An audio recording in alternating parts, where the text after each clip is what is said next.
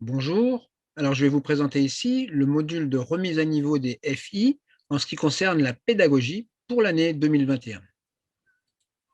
Alors dans ce petit module, on va parler de l'évolution dans les outils, on va parler également de l'évolution dans la méthode pédagogique. En ce qui concerne les outils, on va voir ce qui a changé au niveau des briefings avant vol, on va parler du e-learning qui vient de sortir, et on va parler du simulateur et de la réalité virtuelle. En ce qui concerne l'évolution dans la méthode pédagogique, on va parler de l'enseignement dans les compétences, alors pas directement dans ce module-là, mais dans un autre module associé, mais ça fait partie de l'évolution de la méthode pédagogique. Mais dans ce module spécifique, on va parler des modifications qui ont eu lieu dans l'approche finale. On va parler des modifications également dans la PTL et les aérofreins, qui n'ont pas vraiment changé, mais qui ont été adaptés pour cette nouvelle approche. Et on va parler de la réédition du mémato de l'instructeur, étant donné qu'il y a eu quelques quand même changements dans cette évolution de méthode pédagogique. On a eu l'édition d'un nouveau mémato. Donc ça, c'est le programme de notre petit module sur la pédago d'aujourd'hui. On va commencer par les briefings avant vol. Alors notre président de commission formation, Francis Clar, il y a 8 ans, lors d'une réunion à Saint-Auban, avait posé la question, est-ce qu'on doit changer quelque chose dans la méthode? La méthode, c'est un briefing, une séance en vol et un débriefing. Tout le monde avait dit, bah non, ça c'est la méthode qui va bien, on ne va rien changer. Un briefing, une séance en vol, un débriefing, c'est exactement ce qu'il faut. Mais il a quand même porté le point sur le fait que les briefings, ben, ils n'étaient pas toujours bien faits, ou pas même des fois pas faits du tout, parce que ben, c'est vrai qu'en piste, on est pris par le temps de convection, donc on a une pression temporelle, et c'est pas toujours évident de faire un briefing avant vol si on a plusieurs élèves, si tous les briefings n'ont pas été faits avant que la journée de vol commence. Hein. Normalement, les briefings ils se font le matin, mais si ça n'a pas été le cas, ou s'il y a des élèves qui se sont rajoutés, eh bien, entre deux vols, c'est un petit peu difficile de faire ça correctement. C'est vrai que bah, l'élève qui vient de faire la leçon quitte le planeur, le nouveau s'installe, bon, il n'y a pas beaucoup de temps pour faire quelque chose de correct. Donc, il a été admis qu'il y avait un manque et donc il a été décidé de faire des briefings avant vol en vidéo qui concernent donc toutes les leçons du même auto. Alors, ces briefings en vidéo vont être un plus pour la standardisation, puisque le briefing sera le même, quel que soit le centre de vol à voile dans lequel le stagiaire va apprendre à voler. Mais c'est pas pour ça que c'est pas parce que ce briefing existe que l'instructeur n'a plus rien à faire. Il a toujours sa valeur ajoutée à apporter au stagiaire. Déjà, il devra s'assurer que le stagiaire a effectivement vu le briefing et d'une façon, on va dire, récente, pas il y a 3 semaines. Et il devra s'assurer que les points clés sont bien connus. Donc, il devra lui faire ressortir les points clés. Pour ça, l'instructeur doit bien sûr bien connaître le briefing vidéo de façon à ce que son message ne soit pas déviant par rapport au message qui est dans la vidéo. Et il devra donc s'assurer que le stagiaire connaît bien les points clés. Dans ce briefing vidéo, il y a la connaissance, la partie connaissance, donc il y a les procédures. Quand il y a une procédure associée à une leçon, c'est bien sûr expliqué dans le briefing, et il y a également la partie pilotage. Mais tout ce qui est compétences non techniques, qu'on verra dans le briefing sur les compétences, tout ça, c'est une valeur ajoutée que l'instructeur doit rapporter. Et il doit également parler du TEM, la gestion des erreurs et de menaces. Lors de la leçon, d'une leçon particulière, il y a peut-être une particularité du planeur sur lequel on va voler qui va faire qu'il y a une petite menace, ou alors la météo du jour, ou alors la configuration de la plateforme, etc. Donc il y a quand même une valeur ajoutée. L'instructeur doit rajouter, il n'y a pas tout dans le briefing vidéo, il y a quand même du travail, mais le travail est bien dégrossi, c'est quand même un plus. Donc, en ce qui concerne les briefings vidéo, pratiquement tous les grands sujets ont été traités. Il reste à faire, à livrer comme vidéo tout ce qui concerne le moyen de lancement au treuil, l'autorotation et la préparation au vol, tout ce qui concerne le CRIS par exemple. Donc ça, c'est quelques vidéos qui restent à faire, qui devraient être livrées, j'espère, en 2021. Les dernières vidéos réalisées ont été les 2 vidéos d'accueil, celle où il y a une journée en piste qui permet de découvrir ce que c'est que l'activité vol à voile, et le cursus de formation avec la nouvelle formation OSPL, la licence européenne. La PTL, l'approche finale, le vol lent, le décrochage et le virage à grande inclinaison sont les dernières vidéos qui ont été livrées. Alors, où est-ce qu'on va trouver ces vidéos? Dans l'ancien mémato, dans la version 1 du mémato de l'instructeur, il y avait pour chaque leçon un flashcode qui permettait d'accéder directement à la vidéo qui était stockée sur une plateforme vidéo qui s'appelait le Canal Sport. Ça, c'est en train de disparaître au profit d'une nouvelle plateforme qui s'appelle une plateforme Vimeo. Là, donc, on voit une page d'accueil. Donc, maintenant, il y a, dans la version 2 du Memato, il n'y a plus un flashcode pour chaque vidéo, pour chaque leçon. On a simplement un lien, briefing avant vol, qui permet d'accéder à la plateforme Vimeo de la FFVP sur laquelle, ici, on a toutes les vidéos qui sont classées dans l'ordre du Memato. Là, c'est une capture d'écran, c'est la page 2, mais en fait, il y a 3 pages. Et donc, vous allez retrouver, là, elles sont en bleu, toutes les vidéos qui sont liées donc, aux leçons qui sont dans le Memato. Ça, c'est la première façon d'accéder aux vidéos, hein, par ce lien-là. Donc, il n'y a qu'un seul lien pour toute la vidéo, c'est toujours le même lien qui apparaît, et ça permet d'arriver sur la page d'accueil. Et après, on va choisir dans les différentes pages, on va aller rechercher sa vidéo. Le deuxième moyen d'accès des vidéos, c'est sur la chaîne YouTube Spiral, où là, elles ne sont pas en bleu, elles sont en couleur, les vignettes. Par contre, elles ne sont pas dans l'ordre, sur la page d'accueil, elles ne sont pas dans l'ordre du Memato, elles sont dans l'ordre où elles ont été publiées, mais vous avez sur Spiral les playlists qui permettent d'aller chercher les vidéos dans l'ordre pour toutes les leçons. Donc, si on va sur la playlist, on retrouve toutes les leçons dans l'ordre de la même façon. Vous avez ici, donc c'est une capture d'écran aussi, vous avez par exemple la vidéo qui est ici, c'est une qui reste à livrer, qui est la préparation au vol, le CRIS, le briefing de sécurité avant vol. Ici, si on va voir, ça c'est le bas de la page, on voit qu'il manque à livrer encore toutes les vidéos concernant le treuil et l'autorotation. Donc comme je l'ai dit, ça devrait être livré normalement en 2021. Vous avez également sur Spiral un petit avantage, c'est que vous avez, si vous êtes abonné, vous avez une alerte. Dès qu'il y a une vidéo qui est mise à jour ou une nouvelle vidéo qui sort, vous avez une alerte qui vous permet de savoir qu'il y a un nouveau produit disponible. Et il y a également une playlist instructeur avec tout ce qui concerne les FI.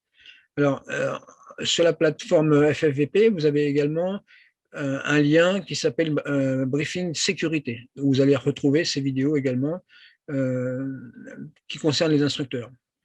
Ici, sur Spiral, vous avez en plus des vidéos qui ne sont pas sur la plateforme FFVP Vimeo. Ce ne sont pas des briefings en vol, ce sont des leçons en vol, c'est des démonstrations de leçons en vol qui servent pour la formation des FI et qui pourront servir également pour la formation des moniteurs simulateurs. On en parlera un petit peu plus loin. Donc voilà en ce qui concerne les vidéos, les briefings vidéo. Maintenant, on va parler du e-learning qui vient de sortir. Donc le e-learning, la fin des travaux, c'était en 2020.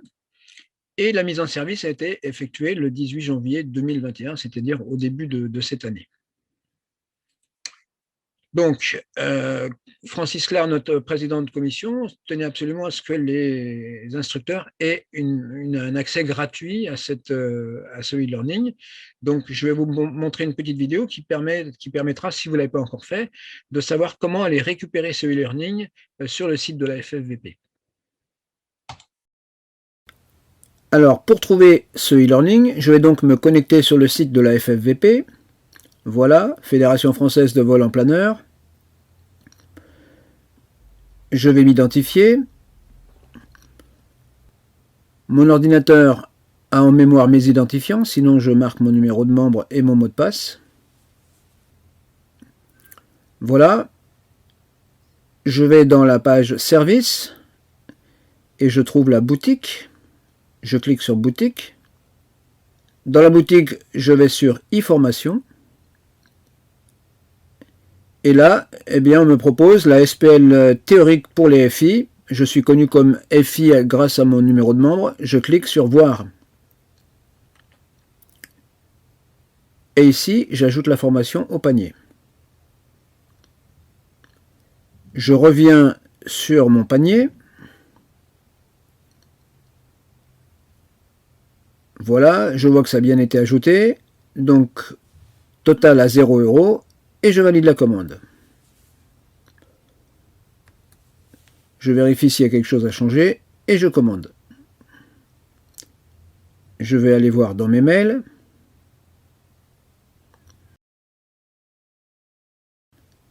J'ai bien reçu un mail de la FFVP. Et on me confirme que ma formation est en ligne et désormais ouverte et accessible sur formation.ffvp.fr. Je me reconnecte. Et voilà, maintenant j'ai accès aux différents modules de formation, soit par thème, réglementation, performance humaine, météo, etc. ou par étape, sur la partie droite de l'écran. Alors voilà, vous avez vu comment faire pour récupérer ce e-learning. Alors, une fois que la manip a été faite, il n'y a pas besoin de retourner à chaque fois sur le site de la FFVP. Il suffit d'aller sur sa page d'accueil GSASO, ici on voit la mienne, et on retrouve ce petit tableau qui permet d'avoir un accès direct à notre e-learning. Donc, si je clique ici sur théorique SPL, je vais retrouver ici mes différentes matières et ici les étapes. Donc, si on travaille par matière ici, par thème, on va travailler la réglementation de 0 à 100%, on va faire tout le module, ici toute la performance humaine, etc., météo. Là, c'est classé par matière et on fait la matière complète. Si on veut travailler par étape, eh bien, en fonction de la position où on est dans la formation, eh bien, on va avoir une petite étape qui va être un petit pourcentage de chacune des matières en fonction de l'étape où on en est. Au départ, par exemple, ici, on aura de la performance humaine, un peu de météo et un petit peu de mécanique du vol, par exemple. Et puis après, les étapes 2, 3, etc. Une fois qu'on aura fait toutes les étapes, en fait, on aura fait 100% de ce qui est, qui est classé par matière. Voilà. On peut également, en cliquant sur ce petit icône vert carré ici, avoir un accès direct pour savoir où on en est en pourcentage dans chacune des matières. Si on a travaillé par étapes, eh bien, on verra qu'à fur et à mesure qu'on va augmenter dans les étapes, eh bien, le pourcentage des différentes matières va augmenter et on verra quand on aura tout fait, tout sera à 100%, ça sera passé en vert. Donc voilà en ce qui concerne le e-learning. Alors ce e-learning, il est accès gratuit pour les instructeurs. Donc l'avantage, c'est que par exemple, avant, quand il y avait des nouvelles versions du bouquin bleu, il fallait se racheter la nouvelle version. Là, eh bien, on a un accès gratuit et surtout qui est illimité. Tant qu'on est licencié de la FFVP, eh bien, notre abonnement court et les mises à jour également. Pour les stagiaires, on pourra aller voir où est-ce qu'ils en sont dans leur formation en allant sur leur page SASO. Et de la même façon que sur notre page, on a un petit icône, un petit tableau qui permet de voir où on en est, et bien on pourra aller voir où en sont les stagiaires dans leur formation. C'est le prix, donc c'est 100 € pour quelqu'un qui n'est pas licencié de la Fédération française de vol en planeur. Le stagiaire qui a plus de 25 ans, il va payer 75 €. Le stagiaire qui a moins de 25 ans va payer 50 €. Il y a des bourses qui permettent de compenser ce prix. Et dans les 50 € et 75 € est compris l'examen théorique de la SPL, donc c'est compris dans ce prix-là, on a l'accès gratuit à l'examen et depuis le club, depuis un PC du club, depuis le DTO, donc c'est quand même un net avantage par rapport aux autres disciplines, avions, hélicoptères ou ballons, qui doivent être obligés d'aller passer leur examen théorique à la DGAC et en payant 60 €. Voilà. Il est bon de savoir aussi que pour les stagiaires qui ont déjà leur théorique, qui voudraient s'inscrire au e-learning, eh bien c'est le même tarif, mais à 50%. On paye 50% des 50 € ou des 75 € en fonction de l'âge, si on a déjà son théorique. Et bien sûr, cette option n'est réservée qu'aux personnes, qu'aux pilotes qui ont déjà leur théorique. Donc voilà ce qu'il y a à dire pour le théorique. On va bientôt, le e-learning, je veux dire, on va parler maintenant du simulateur.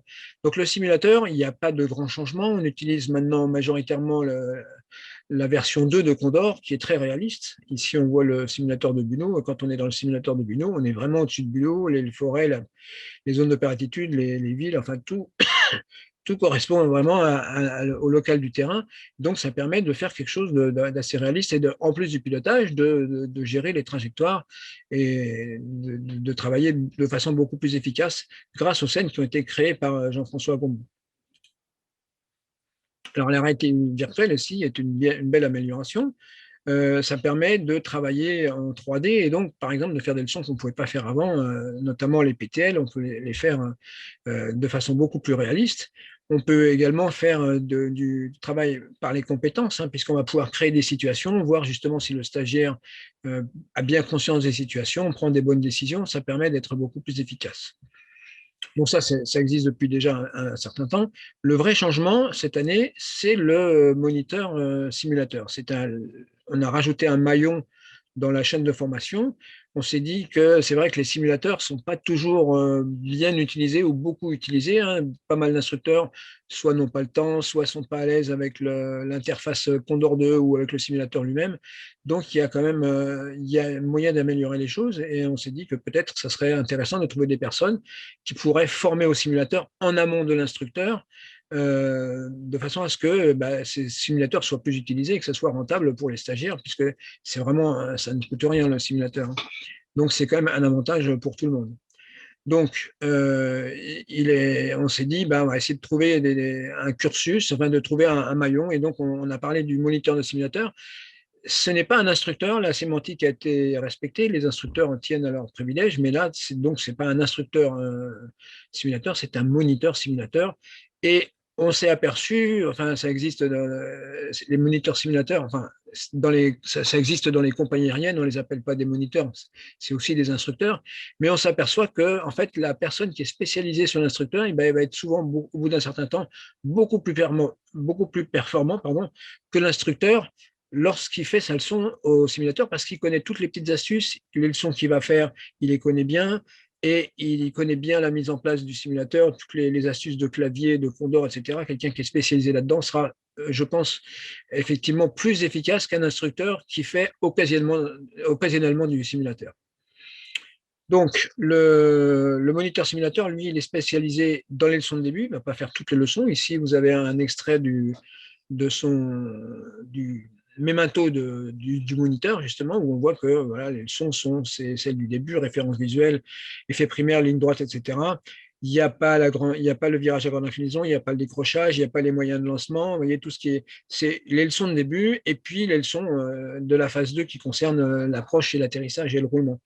Voilà. Et dans leur memento, ils ont une boîte à outils comme pour un extrait de la boîte à outils du memento de l'instructeur et quelques annexes, notamment les raccourcis de clavier Condor 2 qui sont indispensables pour faire du simulateur. Donc le moniteur, il va être spécialisé sur les leçons de début. Les prérequis pour lui, ça va être une centaine d'heures de vol, comme pour un FI, avec, si possible, un pilote VI, parce que ça montrera qu'il est motivé pour faire partager le vol à voile, donc c'est un plus. L'évaluation, elle se fait uniquement au sol. Ça va être un briefing court, et puis une séance de simulateur.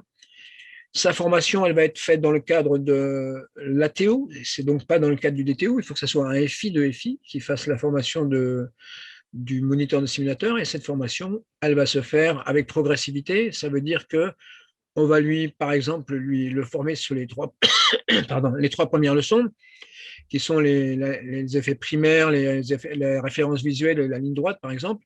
Et une fois qu'il sera à l'aise sur ces trois leçons, il pourra commencer à la dispenser.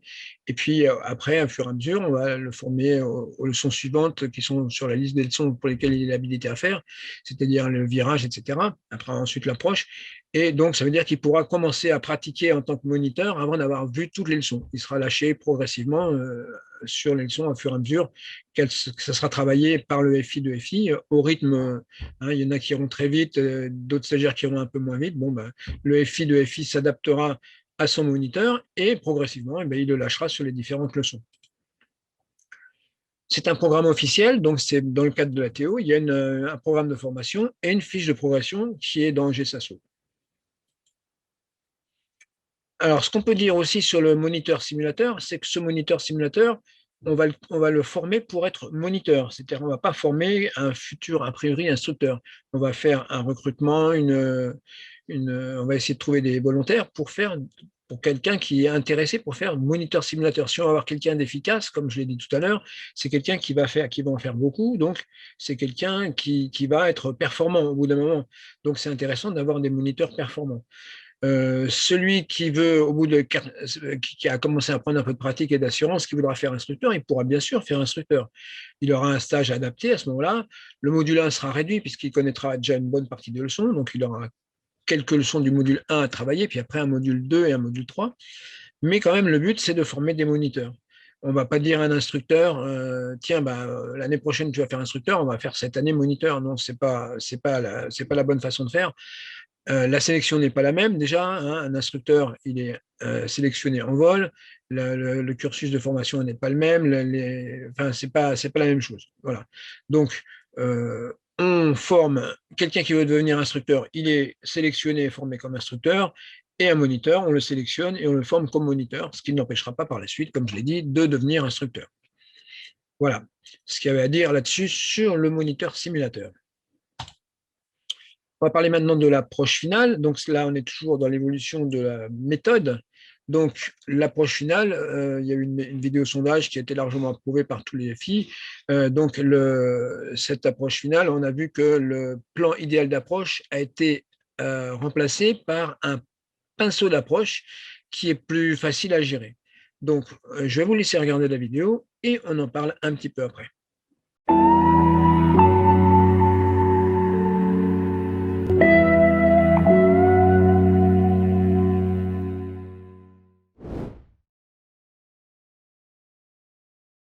Dans cette vidéo, nous allons étudier l'approche finale. L'objectif de cette leçon est d'apprendre à réaliser un atterrissage sûr et précis sur le point d'aboutissement choisi. Les points clés permettant d'atteindre cet objectif sont d'arriver dans l'axe de piste, d'être situé dans le pinceau d'approche, d'avoir une trajectoire stable qui rejoint le point d'aboutissement choisi, et d'avoir une vitesse stable égale à la VOA qui a été calculée. À ce stade de votre formation, tous ces points clés ont été étudiés et traités dans les vidéos de briefing précédentes, sauf le pinceau d'approche. Dans cette leçon, nous allons donc définir ce pinceau d'approche, parler de la façon d'y pénétrer et voir comment on y gère la trajectoire. Commençons donc par définir le pinceau d'approche. On a vu dans la leçon sur l'utilisation des aérofreins que pour un planeur à vitesse donnée, en l'occurrence ici la VOA, il y avait une pente de descente minimum, 0% d'aérofrein, et une pente de descente maximum, 100% d'aérofrein. Notre approche finale devant se faire à vitesse stable, notre pinceau d'approche sera donc forcément situé entre ces deux limites. Comme il n'est pas souhaitable de faire une finale avec les aérofreins rentrés ou totalement sortis, on définit le pinceau d'approche comme étant l'espace situé entre ces deux valeurs maximales, tout en gardant des marges raisonnables pour ne pas être tangent avec les limites. La valeur angulaire du pinceau d'approche et son épaisseur vont dépendre du type de planeur. Chaque planeur ayant une finesse, une VOA et une efficacité des aérofreins qui lui sont propres. Vous devez déjà avoir une bonne idée de cette valeur en fonction du type de planeur école sur lequel vous volez. Et ceci grâce à toutes les visualisations du point d'aboutissement de la trajectoire effectuées lors de vos vols précédents. Il faut cependant noter que même si vous volez toujours sur le même type de planeur, cette valeur angulaire du pinceau d'approche va varier et dépendre de la force du vent de face, puisque ce dernier aura une influence sur le calcul de la VOA et sur la vitesse sol. Mais rassurez-vous, une technique simple permet de tenir compte de ces variations. Parlons maintenant de la technique qui permet d'être bien placé pour rentrer dans le pinceau d'approche en finale. On peut considérer que le point d'entrée de ce pinceau d'approche est une fenêtre dans laquelle il faut passer à la VOA. La distance et la hauteur de cette fenêtre par rapport à la piste dépendent du type de planeur et du vent. La meilleure façon d'arriver à passer dans cette fenêtre, c'est de s'appliquer à bien réaliser la PTL.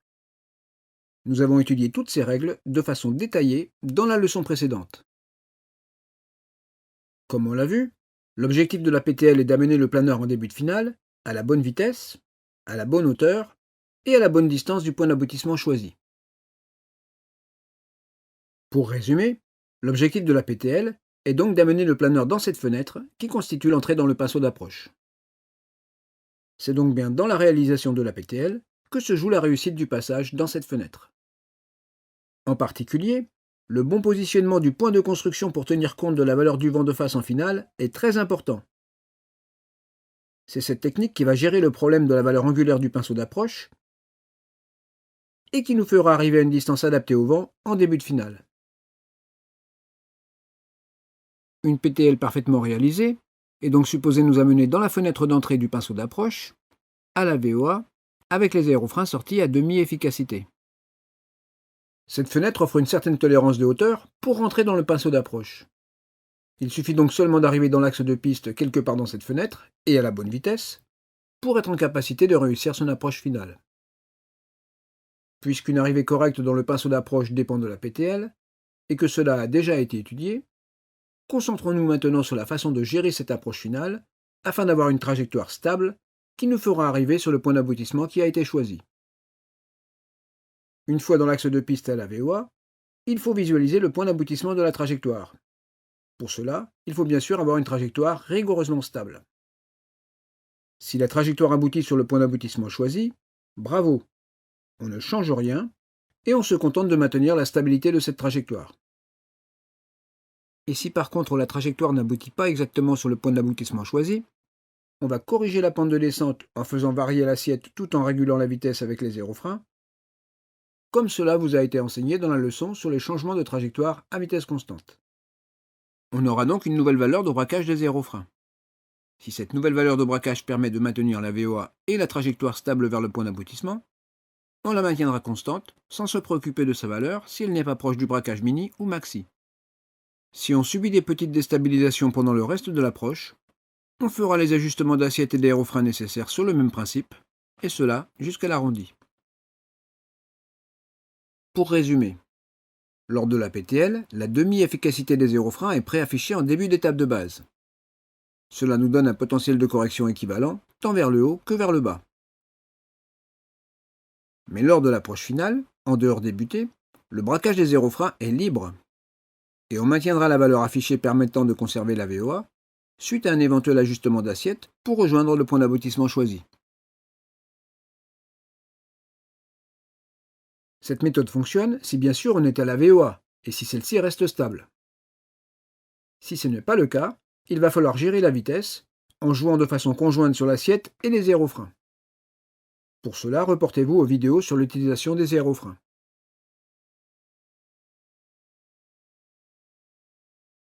Voyons maintenant les mesures de sauvegarde si on n'est pas dans le pinceau d'approche ou si on en sort. Si la tenue de la VOA nous oblige à avoir les aérofreins presque totalement sortis, c'est que la trajectoire déborde dans la marge au-dessus du pinceau d'approche. Et si le point d'aboutissement de la trajectoire est largement au-dessus du point d'aboutissement choisi, c'est qu'on est ou qu'on va sortir du pinceau d'approche. Dans les deux cas, il faut alors une correction forte de la trajectoire de descente qu'on appelle rattrapage de plan. Votre instructeur vous en fera une démonstration. Cette manœuvre consiste à faire varier l'assiette à piquer pour que la trajectoire aboutisse avant le point d'aboutissement, tout en sortant les aérofreins complètement. Cela va permettre de creuser la trajectoire, ce qui est le but recherché, mais cela va aussi avoir pour conséquence de faire augmenter la vitesse au-delà de la VOA. De retour dans le pinceau d'approche, on oriente à nouveau la trajectoire vers le point d'aboutissement choisi, mais on maintient les aérofreins totalement sortis jusqu'à ce que la vitesse régresse à une valeur proche de la VOA. On ajuste ensuite le braquage des aérofreins pour maintenir la VOA. Si l'augmentation de vitesse induite par cette manœuvre ne peut être complètement résorbée avant l'arrondi, il faudra s'attendre à un atterrissage long et gérer la trajectoire en conséquence. Si au contraire la tenue de la VOA nous oblige à avoir les aérofreins presque totalement rentrés, c'est que la trajectoire déborde dans la marge inférieure sous le pinceau d'approche. Il faut alors totalement rentrer les aérofreins et surveiller la vitesse pour qu'elle ne passe surtout pas en dessous de la VOA. Si cette manœuvre permet de revenir dans le pinceau d'approche, dès que c'est le cas, on rétablit la trajectoire vers le point d'aboutissement et on ajuste les aérofreins pour conserver la VOA. Si on est vraiment trop bas et que cette manœuvre ne permet pas le retour dans le pinceau d'approche, il faut conserver la VOA pour la sécurité et essayer d'atterrir sur une surface dégagée.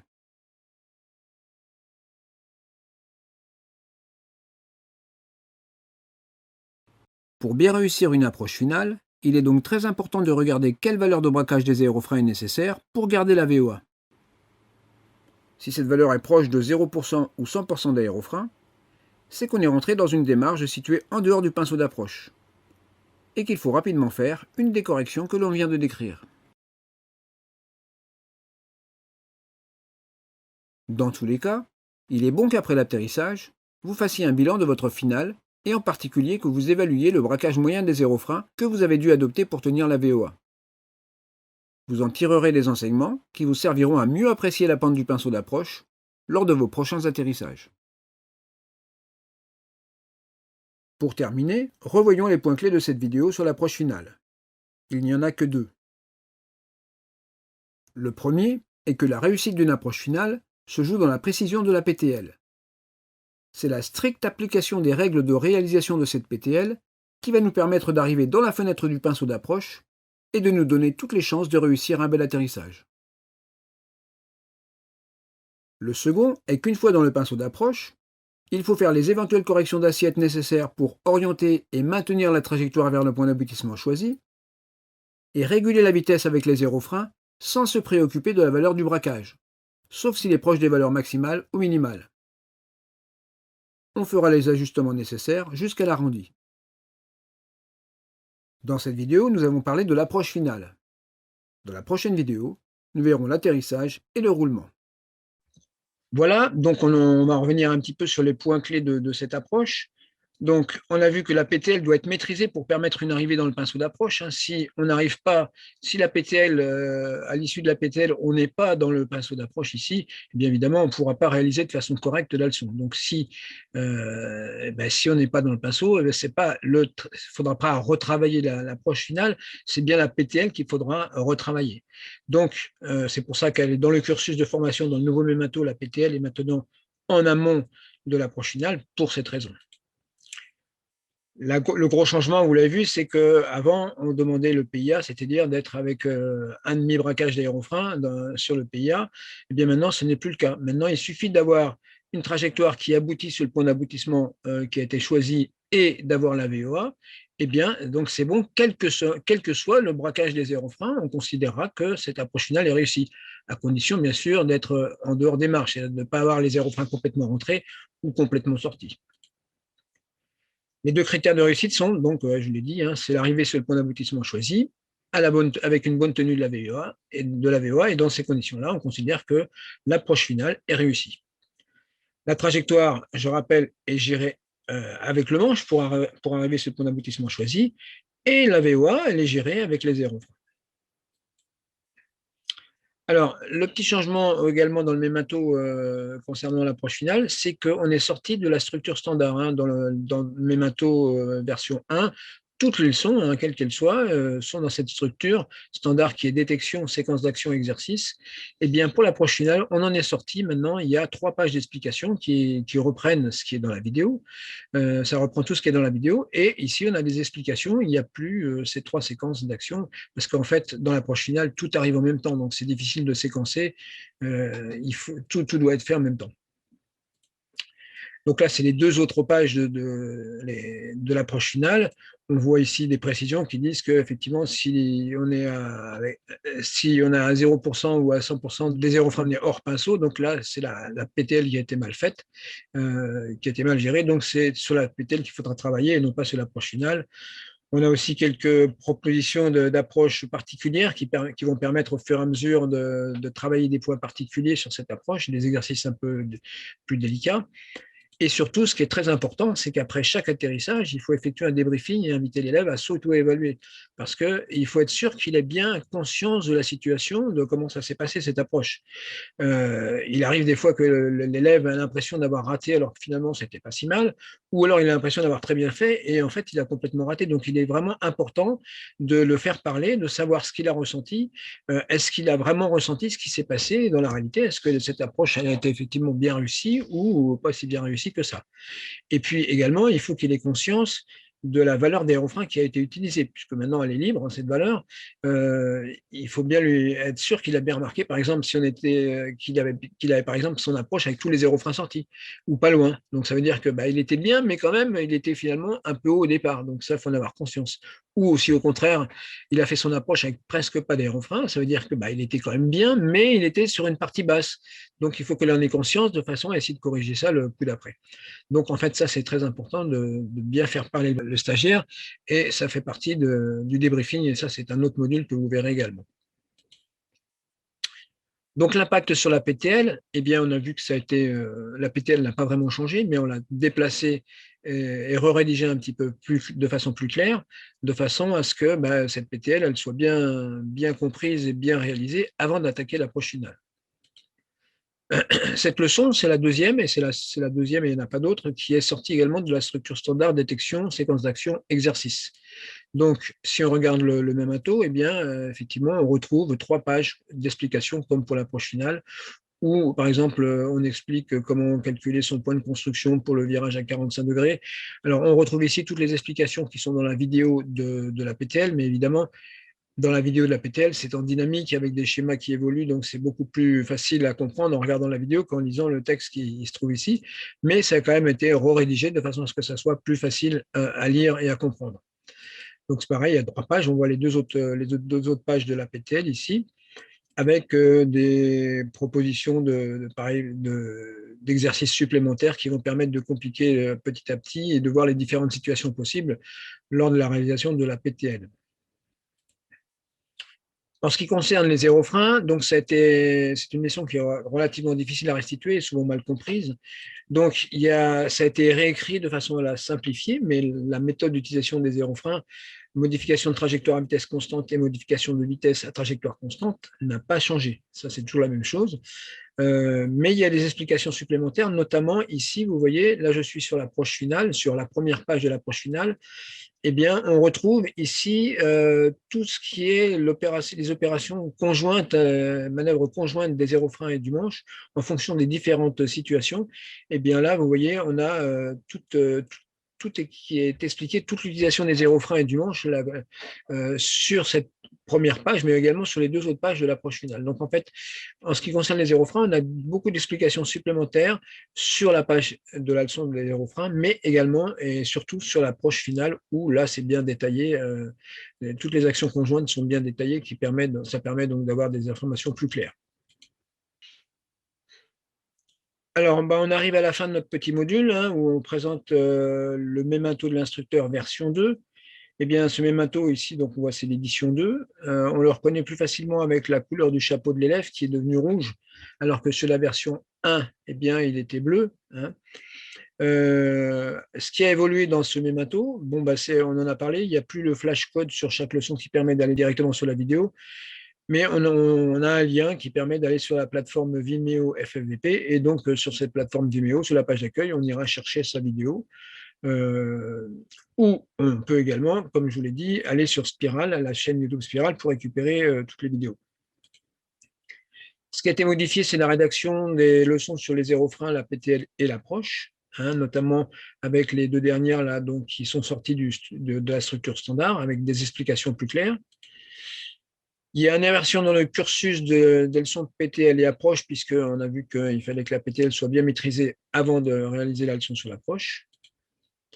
Et les annexes ont été enrichies. Il y a des nouvelles annexes sur l'aide au décollage, un baromètre de sécurité qui permet en fonction du temps, enfin, on regarde depuis combien de temps on n'a pas volé, de l'expérience qu'on a, ça nous permettra de voir si on est plutôt dans le vert, dans le orange ou dans le rouge au niveau de l'expérience récente. Il y a une liste des événements nécessitant de rédiger un CRESAG, la chronologie des briefings, des informations sur le FLARM, etc. Donc, il y a des nouvelles annexes. Voilà ce qui concerne le nouveau mémato. Et ceci termine donc ce petit module sur la pédago. En ce qui concerne la pédago, il y a encore le module à voir sur l'enseignement par les compétences, mais là, c'est un autre petit module que vous pourrez faire à la suite ou à un autre moment. En tout cas, je vous remercie de votre attention et je vous souhaite de bons vols.